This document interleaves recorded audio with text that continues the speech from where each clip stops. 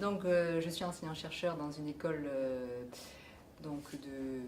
d'ingénieurs qui forme des ingénieurs en biotechnologie et donc qui travaillent essentiellement dans l'industrie pharmaceutique. École qui fait partie donc, de l'IPB, l'Institut Polytechnique de Bordeaux, qui regroupe toutes les écoles d'ingénieurs de Bordeaux. Et donc dans cette école, j'enseigne donc la biologie moléculaire et je m'occupe aussi de tout ce qui est projet professionnel. Et je suis aussi responsable de l'Observatoire de l'emploi, c'est-à-dire du suivi des élèves lorsqu'ils sont diplômés. Donc qu'est-ce qu'ils deviennent à la sortie de l'école? Est-ce qu'ils ont un travail? Quel type de travail? Quel type de fonction? Dans quel type d'entreprise? Donc à côté de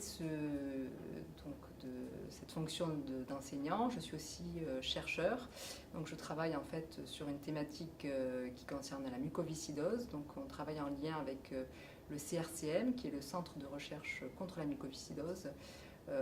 Donc on récupère en fait des crachats de patients issus donc de l'hôpital des enfants et de l'hôpital adulte, aussi donc de ces patients qui sont atteints de mucoviscidose et qui ont comme caractéristique en fait d'être colonisés plus ou moins à des stades avancés par une bactérie qui s'appelle Pseudomonas aeruginosa et qui en fait va fabriquer des biofilms au sein des poumons des patients.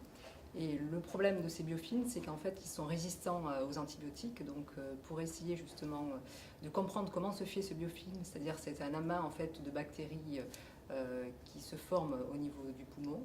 Et cet amas très important en fait va devenir résistant aux antibiotiques. Et donc, pour essayer de comprendre comment se forme ce biofilm et comment se maintient ce biofilm, ben, on essaye en fait d'utiliser donc des outils de biologie moléculaire pour essayer d'éradiquer justement cette bactérie et empêcher qu'elle forme des biofilms au sein de ses poumons. Une anecdote qui m'a marquée, alors c'est vrai qu'au niveau des crachats, c'est un exercice qui n'est pas si évident que ça à faire puisqu'on va directement en fait à l'hôpital. Donc on voit pas forcément les patients, mais en tout cas on récupère des crachats qui sont des crachats dont la consistance est relativement verdâtre, qui n'est pas très jolie à voir, on va dire, ni à sentir.